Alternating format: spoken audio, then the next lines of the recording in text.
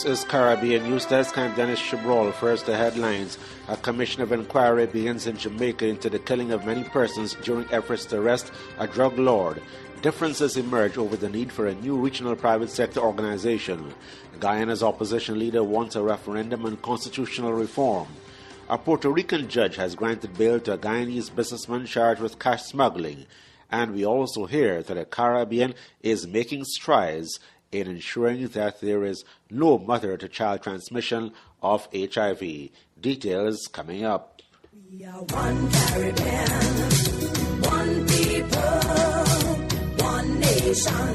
Facing the same destiny, so separated we are. As one, let's come together. One market economy. Caribbean is how it should be. Let's support.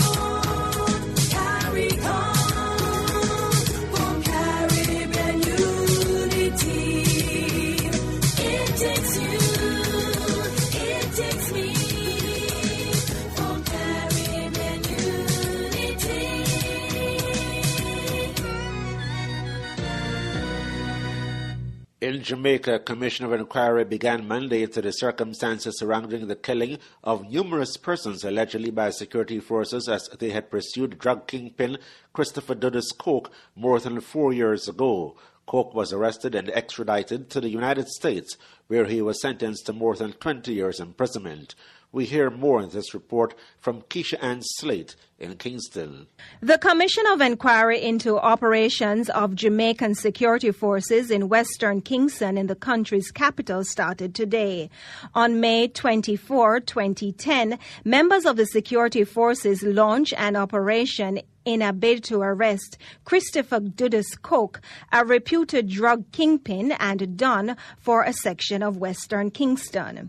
More than 70 people were killed in the operation carried out by the Jamaican security forces. The operation came after an extradition order was issued for Coke, who it is alleged committed crimes in the United States. Today, the inquiry into the events of May 24, 2010 opened with remarks from the chairman of the West Kingston Commission of Inquiry, retired Chief Justice of Barbados, Sir David Simmons. Sir David revealed that more than 500 potential witnesses have so far been identified and a substantial number of statements have been taken. In 2011, Coke pleaded guilty to federal racketeering charges in connection with drug trafficking and assault. On June 8, 2012, he was sentenced by a federal court in the United States to 23 years in federal prison. Keisha Ann Slate in Kingston, Jamaica for Caribbean News Desk. As the world observes World AIDS Day on Monday, Caribbean countries are on the verge of eliminating mother-to-child transmission of HIV, the virus that causes the disease. UNAIDS Caribbean says 13 Caribbean countries are on track to be certified as having done so, while 3 are close to reaching this goal. Experts hope that, based on reports, at least one Caribbean country will be the first in the world to have eliminated transmission of the virus to babies, another first for the region, which was the first globally to have eliminated polio and measles. Authorities say that over the last 10 years, countries have successfully increased access to antiretroviral medicines during pregnancy and empowered women to make informed decisions about their health and that of their children. Today, Anguilla, Barbados, Cuba, Guyana, Montserrat, and St. Kitts and Nevis have all shown that they have reached the elimination target of below 2% transmission. Guyana's transmission rate is 1.6%. Bonaire, the Cayman Islands, Curacao, Dominica, Saba, St. Eustatius, St. Kitts and Nevis, and St. Martin have not had an HIV-positive baby on record in the last 4 to 10 years, but must finalize their documentation. The Bahamas, Jamaica, and Suriname currently have transmission rates between 2 and 5%. Antigua and Barbuda, Belize, Haiti, and Trinidad and Tobago lag behind, with more than 5% of children born to mothers living with HIV becoming infected. The Dominican Republic, Grenada, and St. Lucia have insufficient information.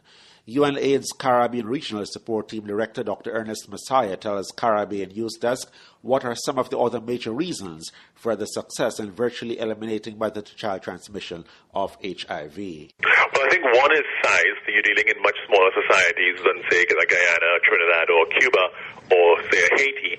You're also, too, dealing with a very well-developed system of public health nursing where they are able to track young mothers. You're also dealing with a context where a lot of births are taking place in health facilities as opposed to, say, in rural areas, like in the case of Haiti. So you find then that they're able to capture mothers and ensure that they can have treatment and prevent mother-to-child transmission. But I think there's another factor too, which is simply that this was a decision taken within a Ministry of Health to say we will go for this and we will eliminate. He says countries with larger populations can reach the target of zero transmission by ensuring that all expectant mothers are tested and offered treatment if they're HIV positive, and that they're assured of confidentiality. Mr. Messiah explains what certification of the end of mother-to-child transmission of HIV will mean for countries. What it means is when you're going out into a harsh environment to get results, what certification says is this is a place where if you invest, you can get good return on your investment. And that is what the Caribbean needs to be able to do, to show how an investment leads to results. The Caribbean Association of Industry and Commerce, or CAIC, is opposed to the establishment of an umbrella Caribbean Business Council, or CBC. CARICOM Secretary General Erwin LaRocque supports the idea of the CBC, saying that it will offer broader representation to regional businesses. Well, the Business Council is going to be an umbrella body of all various private sector bodies, so including special interest bodies, the rum sector, you just name it. So whereas the CIC is a private sector body itself, it will also become part of the CBC. But would it be a sort of a duplication? Not at all, because you have groups that are not part of the CIC. The tourism people are not part of the CIC. WISPA is not necessarily part of the CIC, and I can go on and on and on. All of these groups have to come together on an umbrella body and try to identify what are those issues that are common to them that they wish to advocate on and interact with the community on. But somebody say it would be a shortcoming in the CIC for not. I wouldn't say that. The CIC had a particular, just like in Guyana here, you have a Georgetown Chamber of Commerce, you have a Guyana Manufacturers Association. In the Caribbean, you have a Regional Small Business Association, you have different types of bodies. For various reasons, people come together for various interests, and then eventually you try to see if you form an umbrella body. I don't think it's a shortcoming at all. The CARICOM Secretary General at the weekend said trade ministers would engage the CAIC until the CARICOM Secretariat and Caribbean Export, a regional trade and investment promotion agency, set up the Business Council. But President of the decades-old CAIC, Ramesh Duku, believes that the proposed Business Council is a waste of time and resources. Well, I don't think we're worried about being dominated. I think we have our views. We know where we came from. We actually started that CBC initiative out of recognition that perhaps we need a new machinery. But 7 years have passed, and the CIC is dead. Let's work at what we have. Why create new structures, create more burden on the private of the Caribbean to support, when we can support a body with history. What are the plans to broaden your base? Well, that's happening every day. Every day that's happening. There are 11 pending applications right across the Caribbean as we speak. And that's being processed by the Secretariat. He says a 7-year-old idea of the Business Council is being revived at a time when the Caribbean Association of Industry and Commerce is being revived and its membership base is being broadened. Among the key challenges to regional businesses are the absence of several harmonized laws and regulations, limited transportation, and the high cost of energy. Guyana's opposition leader David Granger wants wide-ranging national consultations and eventually a referendum on constitutional reform. Mr. Granger says it's time for Guyanese to examine several constitutional models that provide for minority governments. He says there needs to be countrywide consultations before a referendum is possibly held. If necessary, I believe the constitutional situation in which we find ourselves at present is so grave. In fact, the Parliament has not met to deliberate on issues of public interest since July. I think that is a huge constitutional problem for us. And I would feel a referendum would be justified so that people can know what they're voting for. But, it will take a bit of time to educate and inform and discuss and learn from the people what changes they need. For example, I can say that the indigenous people have some serious issues, particularly those in the Upper Mazaruni, about land. No single party won a simple or outright majority at the 2011 general election, resulting in the governing People's Progressive Party Civic losing control of the National Assembly by 1 seat. However, Granger's Partnership for National Unity with 26 seats and the Alliance for Change's 7 seats make up the 1-seat majority. Guyana's constitution does not allow a coalition after an election. While opposition-sponsored bills and motions have been approved, President Donald Ramottar has refused to sign the bills into law, and his administration has ignored the motions. On the other hand, the government has been unable to get key bills, such as amendments to the Financial Crimes Law, passed. Budgetary allocations have been cut by the opposition, but the government has defended spending those unapproved sums, saying that it is legal to do so. A Trinidad former energy minister and an economist says falling oil prices is a reminder to TNT that it depends too heavily on revenue from the energy sector. Finance Minister Larry Hawaii made an announcement in Parliament on Friday that some $1.3 billion Trinidad and Tobago dollars, or $205 million will have to be slashed from expenditure for the 2014-2015 budget in light of falling oil prices. Our Trinidad correspondent Andrea Perez tells us more. In light of Trinidad's Finance Minister Larry Hawaii's announcement of a major cut of $1.3 billion expenditure from the 2014-2015 budget due to falling oil prices worldwide, economist Dr. Ronald Rampison says this is not a time to panic, but a time for effective planning by the government. It means that we must live and run a much more balanced economy.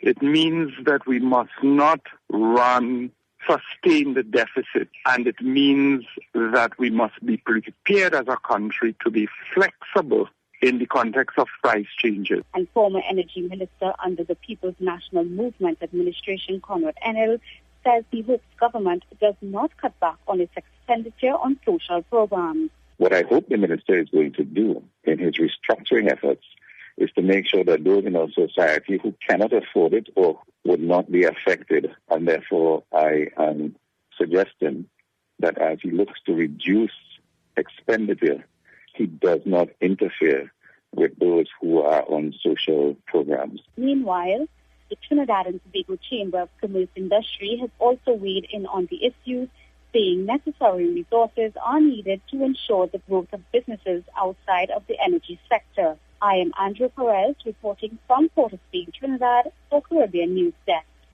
A United States-based Guyanese owner of an executive jet service was Monday granted $100,000 bail on a charge of bulk cash smuggling in Puerto Rico. Mr. Kamraj Jalal was granted bail by Judge Marcus Lopez in Court 10 in the U.S. District Court of Puerto Rico. However, he will not be allowed to leave Puerto Rico. His jet and his $620,000, which were stashed inside the same aircraft, will remain in the custody of Homeland Security. A court date has not been fixed. Lal was arrested on November 22 after he allegedly gave federal agents varying amounts of cash that he had in his possession. In the end, they allegedly found a total of $620,000 in black plastic bags. Some of the money was stashed in a compartment near a motor in the aircraft. We are 15 states with a common goal, a unified purpose to face the world, enriching lives, empowering people, creating a strong economic region. No matter where you're from, no hassle, just freedom. Whether business, school, or pleasure, we will benefit together. The CARICOM single market, good for you and me. The CARICOM single market, good for you and me. The CARICOM single market, good for you and me. Oh yeah! And that's it for Caribbean News Desk. I'm Dennis Shibrol. Don't forget to visit our website at caribnewsdesk.com or on our Facebook page at www.facebook.com/caribnewsdesk. You could also find us on Twitter at twitter.com/demwaves. Thanks for joining us.